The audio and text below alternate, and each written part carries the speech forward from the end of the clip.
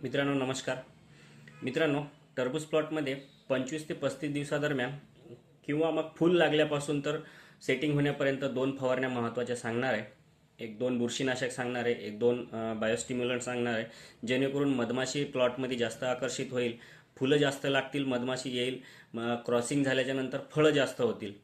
तर सुरुवातीला काय करायचं आहे आपल्याला, सुरुवातीची जी फवारणी आहे ना मित्रांनो, 25 दिवसाच्या तेवढ्यात एक आपल्याला फवारणी करायची आहे. त्याच्यामध्ये घ्यायचं आहे आपल्याला 6 BA, अर्धा ग्राम घ्यायचं आहे प्रतिपंपाला. त्याच्यासोबत आपल्याला घ्यायचं आहे बुरशीनाशक ॲमिस्टर टॉप 25 मिलीने घ्यायचं आहे. त्याच्यासोबतच आपल्याला आणखी घ्यायचं आहे कॅल्शियम, जे की 25 ग्रामनी घ्यायचं आहे, चिलेटेड कॅल्शियम घ्यायचं आहे. सोबत बोरॉन घ्यायचं आहे 25 ग्रामनी. ही झाली एक फवारणी. याच्यानंतर आपल्याला 5 ते 7 दिवसाचा गॅप ठेवून आपल्याला दुसरी फवारणी घ्यायची आहे, रेडोमिल गोल्ड. ती 25 ते 30 ग्राम घ्यायचं आहे. त्याच्यासोबत नोवाझाईम घ्यायचं आहे किबी कंपनीचं 40 मिलीने. असं याच्यासोबत आपण घ्यायचं आहे आणखी बोरॉन. या फवारणीमध्ये फक्त बोरॉन घ्यायचं आहे.